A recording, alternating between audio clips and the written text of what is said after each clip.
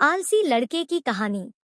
एक बहुत ही भोला भाला सा आलसी लड़का था। वह कोई काम नहीं करना चाहता था, बस खाना खाता, घूमता और सोते रहता था। एक दिन उसे किसी ने बताया कि एक आश्रम है जहाँ पर कुछ नहीं करना पड़ता है और हर दिन 2 समय का खाना और नाश्ता मिलता है, तुम वहाँ जा करके रहो। उस आलसी लड़के ने सोचा कि ये तो बहुत ही बढ़िया है और वह उस आश्रम में जाकर रहने को सोचा। और फिर वह भोला भाला आलसी लड़का अपना सारा सांसारिक जीवन छोड़कर उस आश्रम में जाकर रहने लगा। आश्रम में गुरु जी रहते थे, वह कुछ समय सबको प्रवचन देते हैं। वह आलसी लड़का सुनता था, बाकी समय आराम करता था और फिर भर पेट खाना खाकर सो जाता था। ऐसे ही उस लड़के का दिन गुजरता गया। एक दिन उस आश्रम में कुछ भी नहीं बना। नाश्ते के समय नाश्ता नहीं मिला। उसने सोचा नाश्ता नहीं मिला, भोजन तो मिलेगा। अब भोजन के समय भी उसे भोजन नहीं मिला।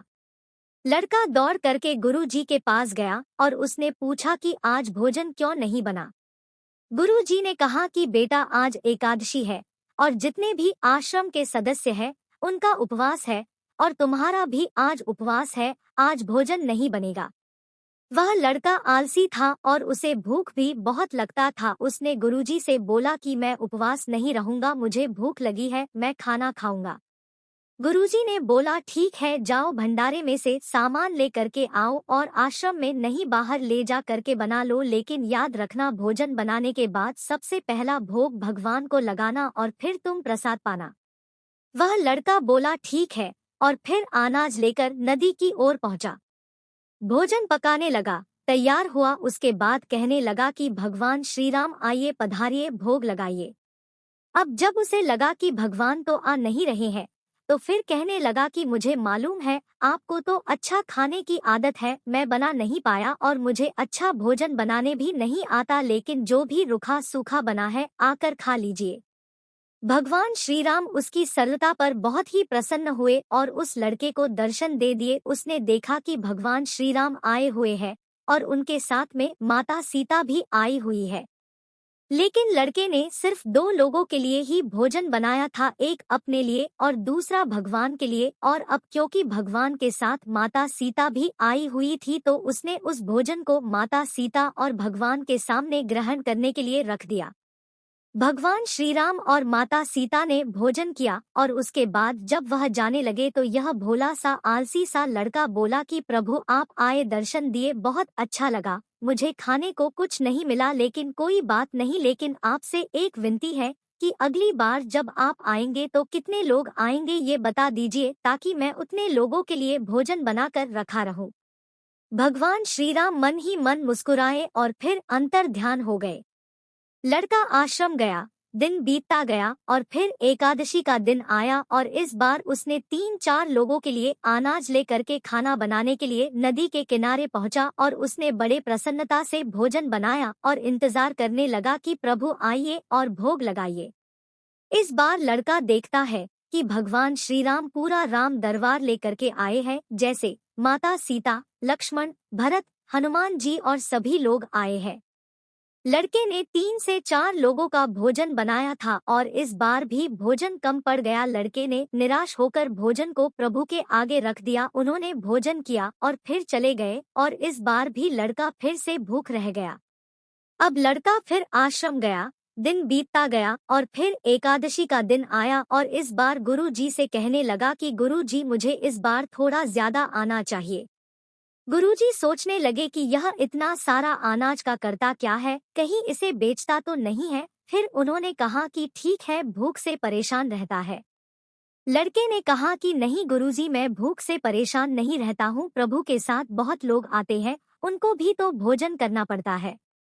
गुरुजी को लगा कि लड़का पागल हो गया है, लेकिन गुरुजी ने सोचा कि चलो एक बार चलकर देखते ही कि लड़का इस अनाज का करता क्या है। वह भोला सा लड़का अनाज ले करके नदी के किनारे पहुंचा और इस बार भोजन बनाया नहीं। उसने सोचा कि प्रभु हर बार ज्यादा लोगों को ले करके आते हैं, इस बार वह जितने भी आएंगे खुद बना करके भोग लगा लेंगे और फिर प्रेम से प्रभु को बुलाने लगा। गुरुजी ये सब छुपकर देख रहे थे कि ये भोजन तो बनाया नहीं और प्रभु को बुला रहा है। लेकिन लड़के ने देखा कि इस बार प्रभु के साथ बहुत से लोग आए हुए हैं, तो उसने प्रभु के सामने हाथ जोड़ करके कहा कि प्रभु माफ करना, आप बहुत सारे लोग आते हो, मुझे संख्या पता नहीं होती है और मेरी हिम्मत भी नहीं होती है कि इतने सारे लोगों के लिए भोजन बनाऊं। आप स्वयं आइए, बनाइए, खाइए और भोग लगाइए। प्रभु मुस्कुराते हैं और अपने साथ आए सभी लोगों के साथ मिल करके भोजन बनाते हैं। गुरुजी ये सब छुप करके देखते हैं और फिर लड़के के पास आ करके कहते हैं कि तुम ये कर क्या रहे हो। लड़का कहता है कि गुरुजी, आपको दिख नहीं रहा है कि भगवान श्री राम पधार चुके हैं, माँ सीता आई हुई है, हनुमान जी आए हैं और भी सभी लोग आए हुए हैं, भोजन बन रहा है। गुरुजी ने बोला कि पागल हो गया है, मुझे तो कोई दिख नहीं रहा है।